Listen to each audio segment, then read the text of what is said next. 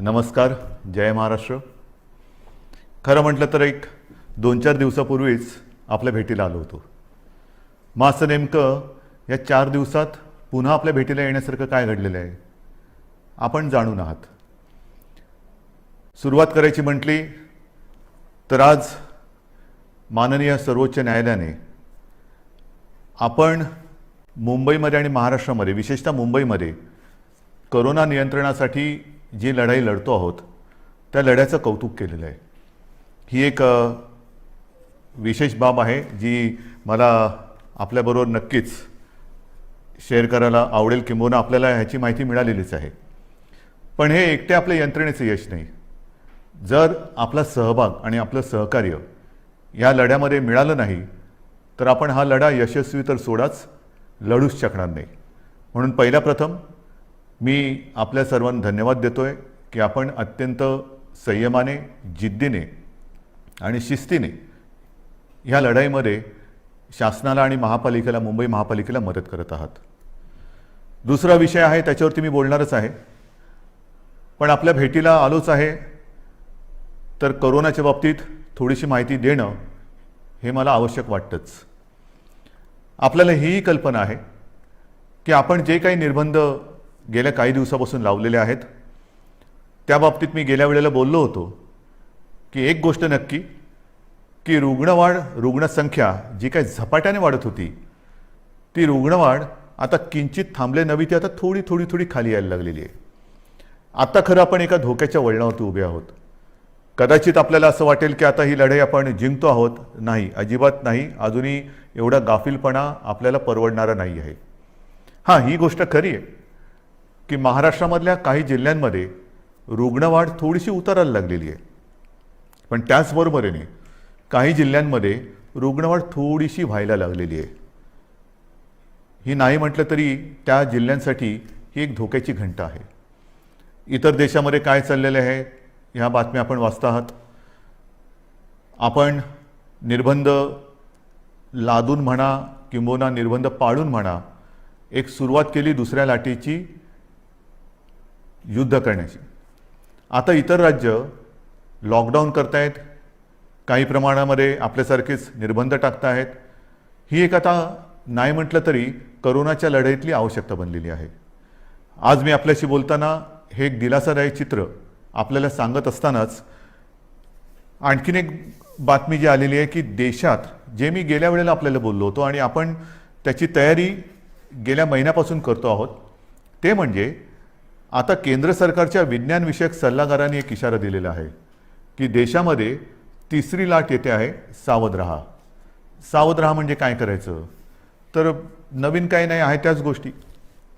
आपण काय करतो आहोत, सावध काय राहतो आहोत. मला असं वाटतं की ह्या नेमक्या काळामध्ये आपण काय करतो आहोत ह्याचं एक ज्याला अपडेट म्हणावा तसं तुम्हाला देण्याची गरज आहे. आज आपल्याकडे साधारणतः म्हणजे 25 एप्रिलला आपल्याकडे राज्यात 6,98,000 म्हणजे जवळपास आपण 7 लाखाला पोहोचलो होतो, एवढे सक्रिय रुग्ण होते. आणि 4 मे म्हणजे काल आपल्या राज्यात 6,41,900 इथपर्यंत ही रुग्णवाढ आपण थोपवून ठेवून थोडीशी खाली आणलेली. ही नक्कीच दिलासादायक गोष्ट आहे. मात्र जे मी तुम्हाला सांगितलं की रुग्णसंख्या काही जिल्ह्यात घटत असली तरी काही जिल्ह्यात मात्र थोडीशी वाढ होते आहे, त्याच्यावरती आपण लक्ष ठेवून आहोत. आपल्याकडे जी आरोग्य व्यवस्था आहे त्या आरोग्य व्यवस्थेमध्ये आपण नक्कीच वाढ करत चाललेलो आहोत. आपण जवळपास आता आयसोलेशन बेड्स हे 4.5 लाखापर्यंत नेलेले आहेत. जवळपास 1 लाख ऑक्सिजन बेड्स आहेत, 30,000च्या आसपास ICU बेड्स आहेत आणि 12,000च्या आसपास आपल्याकडे व्हेंटिलेटर्स आहेत. थोडक्यात सांगण्याचा मुद्दा काय की ही वाढ आपण करतो आहोत. जिथे जिथे आवश्यकता असेल तिथे आपण ह्या वाढीला म्हणजे वाढीला नाही, रुग्णवाढ थोपवायला आरोग्य सुविधा वाढीसाठी मंजुरी दिलेली आहे. अगदी न थांबता जिथे जिथे जे करणं गरजेचं आहे ते करा असे स्पष्ट निर्देश मी प्रशासनाला दिलेले आहेत. लसीकरणाच्या बाबतीत तीही कल्पना मी आपल्याला दिलेली आहे की साधारणतः 18 ते 44 ह्या वयोगटातील 6 कोटी नागरिकांना आपल्याला लसीकरण करायचं आहे, ती जबाबदारी केंद्राने आपल्यावरती टाकलेली आहे, ती आपण समर्थपणाने घेतलेली आहे. मागे जे बोललो तेच पुन्हा सांगतो की 6 कोटी जनतेला 2 डोस म्हणजे 12 कोटी डोस एक रकमी एका चेकने घेण्याची आपली तयारी आहे. जसजसा लस पुरवठा होईल तसतसा आपण हा आपला लसीकरणाचा वेग जो 5 लाख एका दिवसात आपण करून दाखवलेला आहे तो अगदी 10 लाखापर्यंत पण नेण्याची आपली क्षमता आहे. त्याहूनही अधिक आपण नेऊ शकतो एवढी तयारी आपली झालेली आहे. लसीकरण मी केंद्रावरती आरोप करत नाही, परंतु केंद्राची सुद्धा अडचण आहेच. कारण ज्या प्रमाणामध्ये लसीचं उत्पादन हे आता हळूहळू वाढतंय त्या प्रमाणामध्ये लसीचा पुरवठा आपल्याला होतो आहे. म्हणून तूर्त आपली क्षमता आणि मर्यादा ह्या दोन टोकाच्या गोष्टी झालेल्या आहेत. जसजसा लस पुरवठा वाढेल तसतसं हे लसीकरण सुद्धा आपण वाढवू. मग त्याच्यानंतर ऑक्सिजनच्या बाबतीत सुद्धा मी सांगितलं की साधारणतः रोज 1200 मेट्रिक टन ऑक्सिजन आपण दर दिवशी आपल्या राज्यामध्ये उत्पादित करतो. आज हा जो वापर आहे तो 1700 मेट्रिक टनच्या आसपास झालेला आहे. एवढा रोजचा आपल्याला ऑक्सिजन आज लागतोय. किंबहुना कालच आपण पाहिलं असाल की आपण केंद्राला आणखीन एक पत्र दिले आणि आम्हाला 200 मेट्रिक टन अधिक ऑक्सिजन पाहिजे ही मागणी आपण त्यांच्याकडे नोंदवलेली आहे.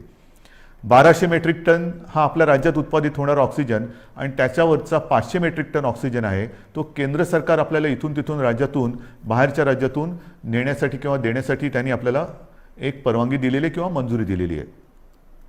हे झालं आजचं चित्र. पण तिसऱ्या लाटेसाठी तयार राहा हे जे काय आता आपल्या केंद्राचे देशाचे वैज्ञानिक सल्लागार बोलत आहेत, आपण याची तयारी सुरू केलेली आहे.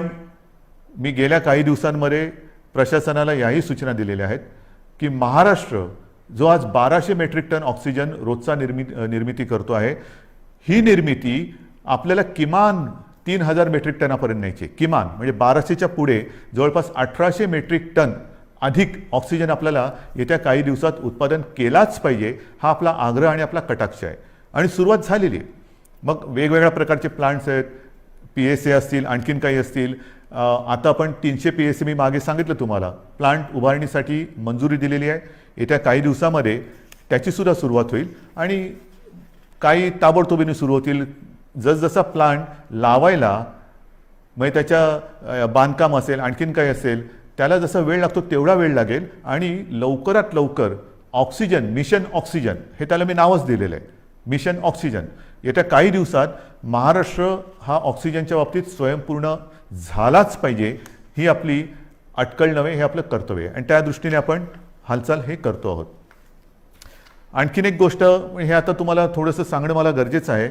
रेमडेसिवीरच्या बाबतीत मी तुम्हाला सांगितलेलं आहे हळूवारपणाने केंद्र आपल्याला जो कोटा त्यांनी दिलेला आहे त्याच्यात हळूवार वाढ होते आहे. अजूनही पूर्ण जेवढी आवश्यकता आहे तिथपर्यंत आपण पोचलेलो नाही, पण हळूवारपणाने त्याच्यात थोडी प्रगती होते आहे आणि रेमडेसिवीरचा पुरवठा हा आवश्यकतेनुसार आपण प्रत्येक जिल्ह्याला करतो आहोत. काही जणांची तक्रार आहे की आमच्याकडे एवढे रुग्ण असताना आमच्याकडे एवढेच इंजेक्शन्स येतात. ही तक्रार आहे, जरूर आहे, पण त्यासाठी आपण आणखीन एक गोष्ट सुरू केलेली आहे. एक काल परवापासून मी जो आपला टास्क फोर्स आहे त्या टास्क फोर्सला आपल्या जसं मुंबई आहे, पुणे आहे, ठाणा आहे, मग कुठे भंडारा असेल, नागपूर असेल, सोलापूर असेल, ह्या तिथल्या जिल्ह्यातील आणि तिथल्या शहरातील जे आपले फॅमिली डॉक्टर्स आपण ज्याला म्हणतो, जो कुटुंबाचा डॉक्टर, त्यांना सगळ्यांना झूम कॉलवरती एकत्रित करून मार्गदर्शन करायला आपण सुरुवात केलेली आहे.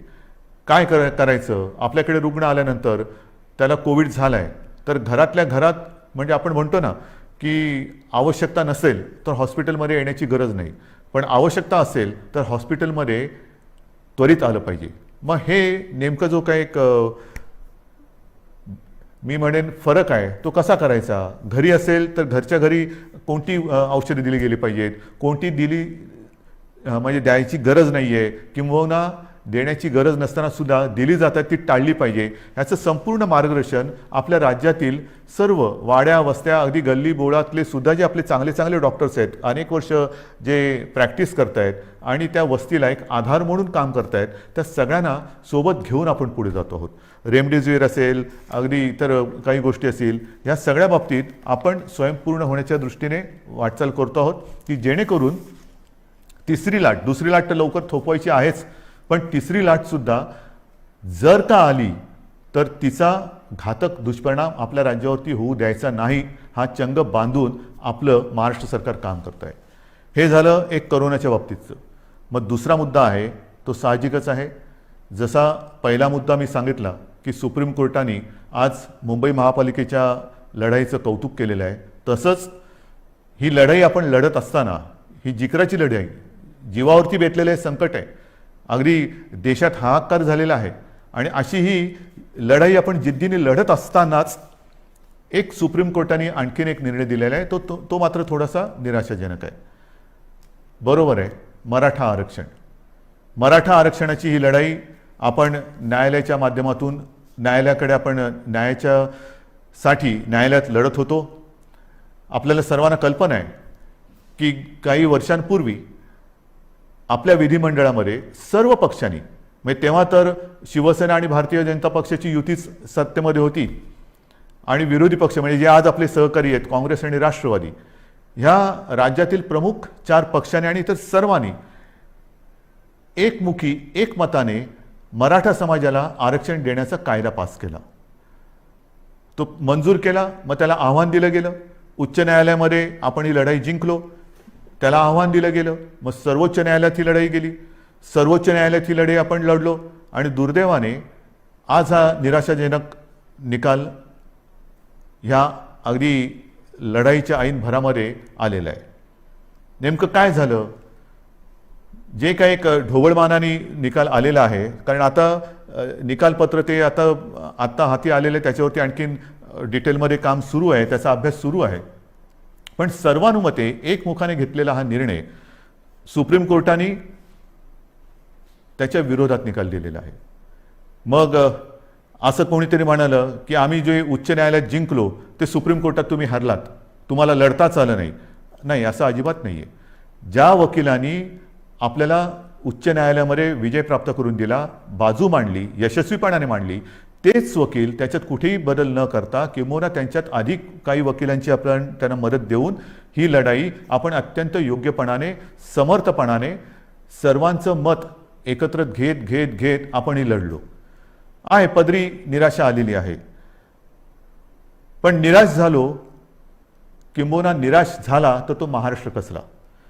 मी खास करून मराठा समाजाला एक वेगळ्या दृष्टीने धन्यवाद देतो आहे की त्यांनी फार समंजसपणाने हा निर्णय जो आहे हा ऐकलेला आहे. कुठेही थैथयाट केला नाही, आदळआपट केली नाही. त्याच्याबद्दल मी तमाम माझ्या मराठा समाजातील माता भगिनींना, बांधवांना हात जोडून धन्यवाद देतो आहे. आणि त्यांच्या नेत्यांनी सुद्धा, मी विशेष उल्लेख करेन, छत्रपती संभाजीराजे यांनी सुद्धा अत्यंत समंजस्याने आपली प्रतिक्रिया दिलेली आहे. हे दिवस लढाईचे नाही आहेत, निदान आपल्या तरी नाही आहेत, कारण सरकार आणि आपली भूमिका एक आहे.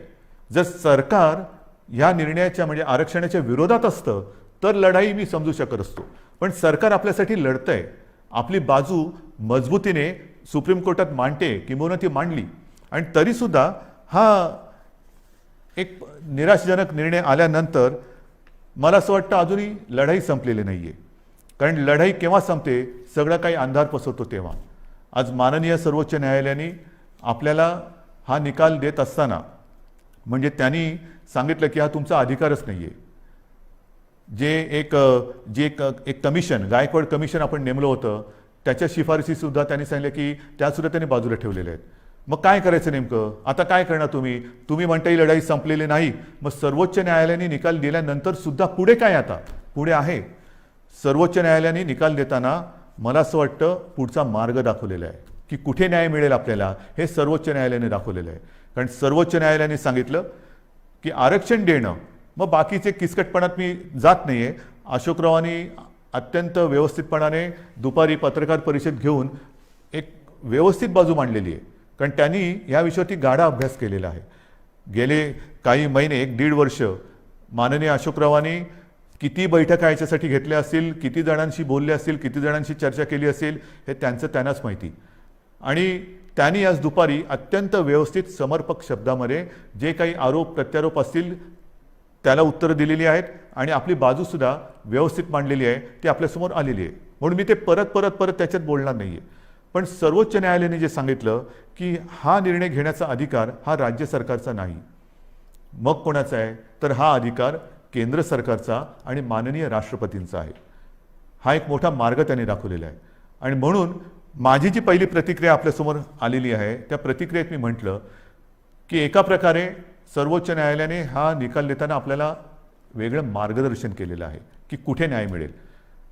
त्याच वेळेला मी म्हटलेलं आहे की केंद्र सरकारला, म्हणजे माननीय पंतप्रधान आणि माननीय राष्ट्रपती यांना मी हात जोडून विनंती करतो आहे की आता हा अधिकार आपला आहे, हे सर्वोच्च न्यायालयाने सांगितलेलं आहे. आपण 370 कलम काश्मीरचं हटवताना जी हिंमत दाखवली, तीच हिंमत आणि तीच संवेदनशीलता आम्हाला आत्ता पाहिजे. सर्वोच्च न्यायालयाने यापूर्वी जे 2 निकाल दिले होते, ते शहाबानो खटला असेल किंबहुना ॲट्रॉसिटी ॲक्ट असेल, तो सुद्धा केंद्र सरकारने म्हणजे संसदेने आपल्या अधिकाराचा वापर करून बदलला आणि एक संवेदनशीलता दाखवली. मग आता तर सर्वोच्च न्यायालयाने सांगितलेले की हा अधिकार आपला आहे, आणि हा अधिकार आपला आहे म्हटल्यानंतर आम्ही सगळेजण एकत्र आहोत.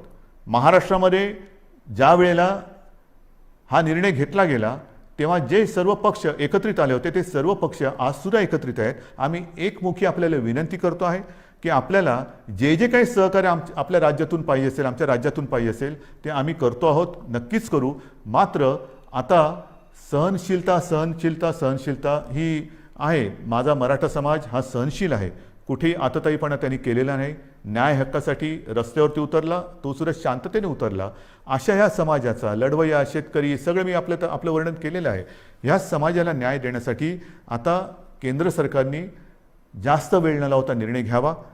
मी आपल्या माध्यमातून माननीय राष्ट्रपतींना आणि माननीय पंतप्रधानांना विनंती करतोच आहे, पण उद्या अधिकृत पत्रसुद्धा मी त्यांना देतो आहे. जर का आणखीन आम्हाला तिकडे येऊन भेटण्याची आवश्यकता असेल तर तीही आम्ही करायची तयारी आहे. आणि ही एक मागणी आम्ही करत असताना सर्वोच्च न्यायालयाच्या निकालाची प्रत ही आत्ता संध्याकाळी उशिरा प्राप्त झालेली आहे. त्याचासुद्धा अभ्यास आपल्या ज्येष्ठ विधिज्ञांकडून सुरू आहे. ज्येष्ठ वकिलांची एक मी म्हणेन फौज, कारण समिती फार छोटा शब्द झाला, फौज ही आपल्यासोबत आहे. त्यांच्यासोबत आजपर्यंतसुद्धा विचारविनिमय केलेला आहे. आता मात्र सर्वोच्च न्यायालयाची ही प्रत प्राप्त झाल्यानंतर त्याचा अभ्यास सुरू झालेला आहे. त्याच्यात आणखीन काही मार्ग दाखवलेत का तेही बघतो. त्याच्यानंतर नेमकं निकालामध्ये म्हटलेलं काय आहे, आपल्या मर्यादा काय आहेत, तेही आपण बघतो आहोत. मात्र पुन्हा एकदा मी सांगेन की जो मार्ग सर्वोच्च न्यायालयाने दाखवलेला आहे, ह्या निर्णयाच्या बाबतीत केंद्र सरकारच्या अधिकारावरती त्यांनी मी म्हणेन एका अर्थी शिक्कामोर्तबच केलेलं की हा तुमचा अधिकार आहे. आता मला केंद्र सरकारचा अधिकार पाहिजे, कारण आम्ही सर्व पक्ष एकत्र आहोत. मराठा समाज आणि आम्ही आणि माझ्या महाराष्ट्रातले सगळे समाज हे सगळे एकत्र आहोत. ही मागणी केवळ एका समाजाची नाही, तर न्याय हक्काची मागणी ही महाराष्ट्राची आहे. आणि तिचा अनादर केंद्र सरकार, माननीय पंतप्रधान आणि माननीय राष्ट्रपती करणार नाहीत, ही मला खात्री आहे, हा मला आत्मविश्वास आहे. तूर्त मी सर्वांना हेच सांगू इच्छितो की अत्यंत धोक्याच्या वळणावर कोरोनाच्या आपण उभे आहोत. जी शांतता, जो संयम तुम्ही आजपर्यंत दाखवलेला आहात, तोच संयम, तीच शांतता यापुढे आपल्याला गरजेची आहे. आता संयम आणि शांतता 2 लढाईसाठी पाहिजे. एक तर कोरोनाविरुद्धची लढाई, आणि दुसरी जी कदाचित जी काही समाज विघातक लोक किंवा शक्ती असतात की ते आग लावण्याचा प्रयत्न करतात, तर अशा लोकांच्या भडकवण्याला बळी पडू नका. सरकारवरती विश्वास ठेवा. सरकार पूर्ण ताकदीने, पूर्ण क्षमतेने ही लढाई जिंकल्याशिवाय राहणार नाही आणि तुम्हाला तुमचा न्याय हक्क मिळवून दिल्याशिवाय राहणार नाही. एवढंच एक वचन आपल्याला देतो आणि तूर्त आपली रजा घेतो. जय हिंद, जय महाराष्ट्र.